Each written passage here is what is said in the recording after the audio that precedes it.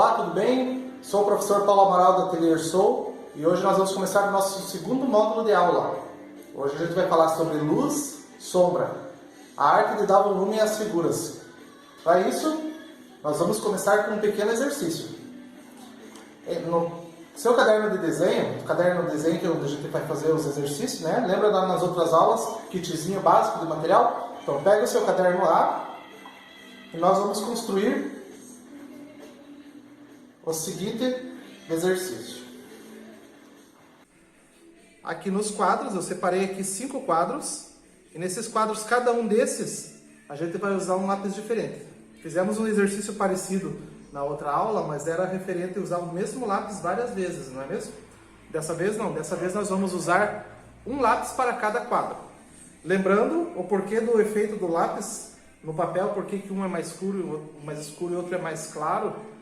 É a composição da mina do lápis de argila e grafite. Por isso que leva o nome, inclusive, de grafite, né?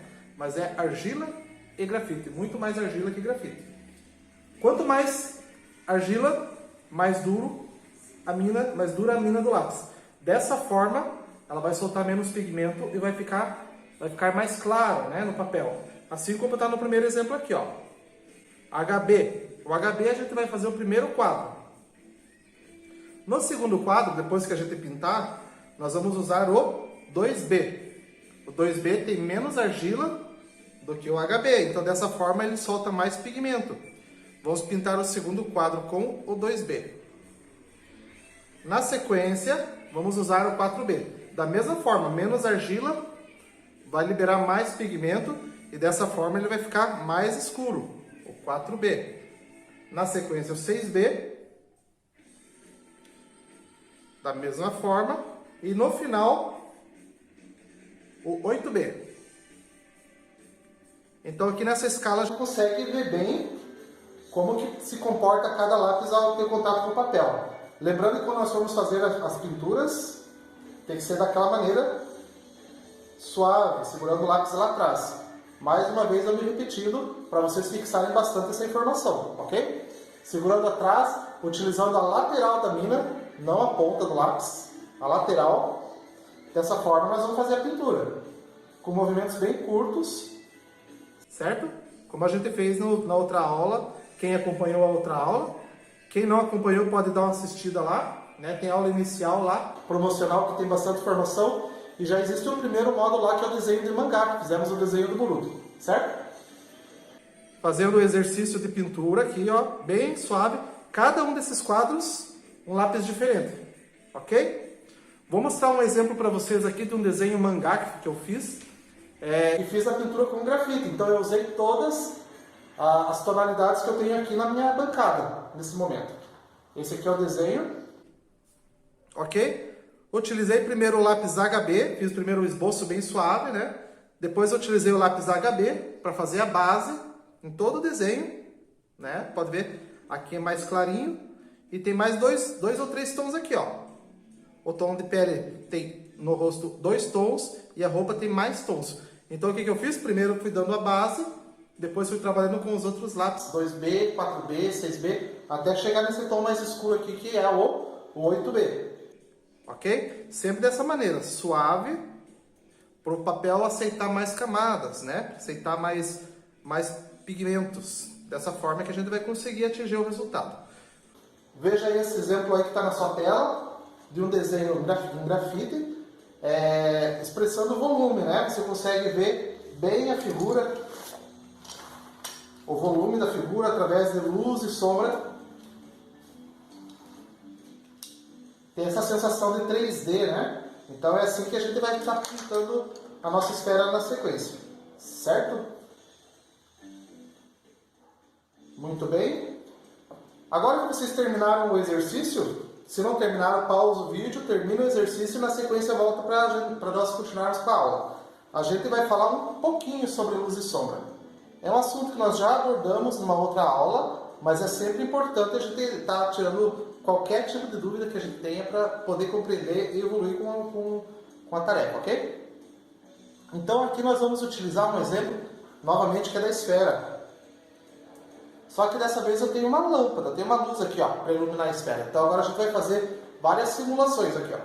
Então, como a gente sabe, existe brilho, meio tom e sombra, né? No caso da esfera, vão ser formatos arredondados, né? Circulares. É dessa forma que a gente consegue ver o volume dela. E o que nós precisamos? Precisamos de luz para poder gerar a sombra. Então, vou chegar mais perto aqui. Conseguimos ver a luz batendo na esfera. A partir desse momento gerou o brilho. Na sequência, essa parte média é um meio tom.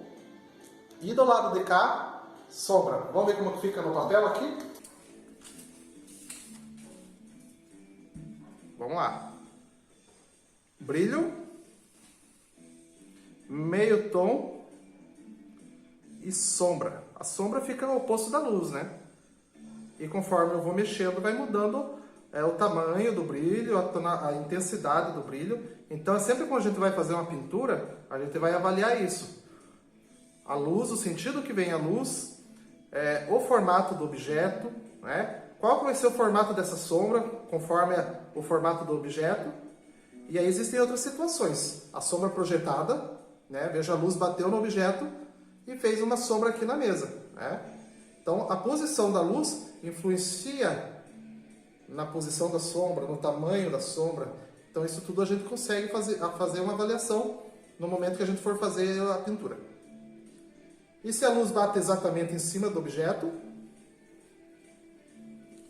o brilho fica centralizado. A partir desse momento, a sombra é toda na extremidade do objeto, né, ao redor do objeto. Então é assim a lua cheia. Conforme ela vai mudando a posição do sol, com relação à lua, vai mudando o formato da sombra dela, da luz dela, né, da luz e de sombra. Então assim que a gente vê a mudança de lua, né? Vamos pegar um outro objeto aqui para a gente fazer um exemplo? Aqui, ó.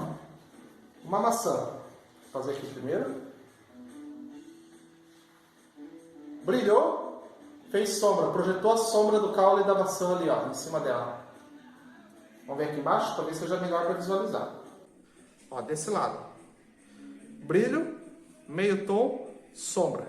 Sombra projetada, ela começa mais escura, né, na base do objeto, e conforme vai afastando, ela vai ficando mais clara até ela assumir.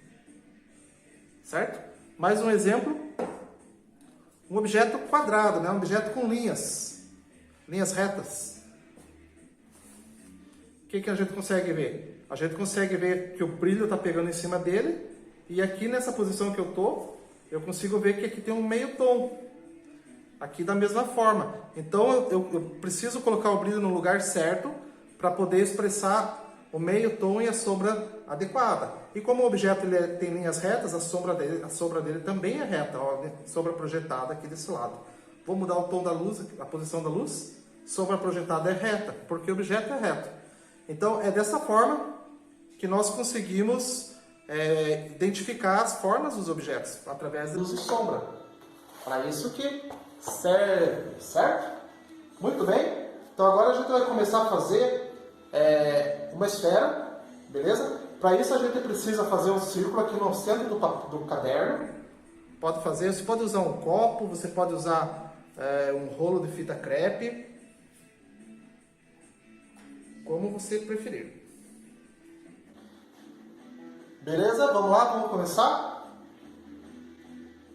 Precisamos, primeira coisa, fazer o quê? Colocar uma base, né? A base da pintura sempre vai ser com o tom mais claro. Aqui no caso eu vou utilizar o lápis HB.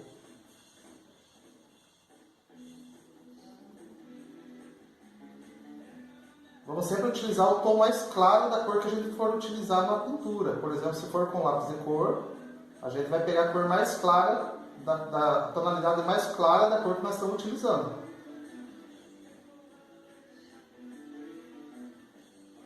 Beleza? Finalizar então aqui essa base aqui para na sequência, na outra aula, a gente dar sequência na construção do objeto, ok?